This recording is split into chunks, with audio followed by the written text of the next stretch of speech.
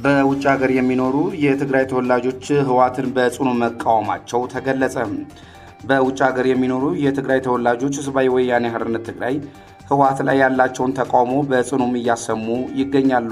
በትግራይ ክልል ባለው ወቅታዊ ማህበራዊና ኢኮኖሚያዊ እንዲሁም ፖለቲካዊ ቀውስ ሳቢያ በርካታ የዲያስፖራ አባላት በድርጅቱ አመራርና አካሄድ ላይ ያላቸውን አመኔታ ማጣታቸውን በይፋ እየገለጹ ይገኛሉ።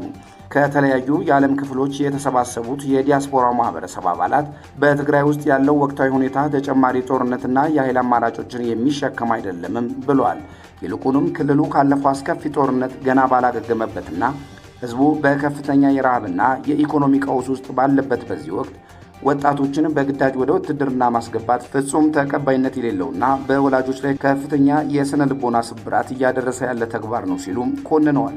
ከተቃዋሚዎቹ መካከል አንዳንዶቹ በማህበራዊ ሚዲያዎችና በተለያዩ መድረኮች ባስተላለፉት መልእክት የህወሓት አመራር የፖለቲካ ልዩነቶችን በሰላማዊ መንገድ ከመፍታት ይልቅ አሁንም በወጣቱ ደም ስልጣንን ለማስቀጠል እየሞከረ ነው ሲሉ ወቅሰዋል።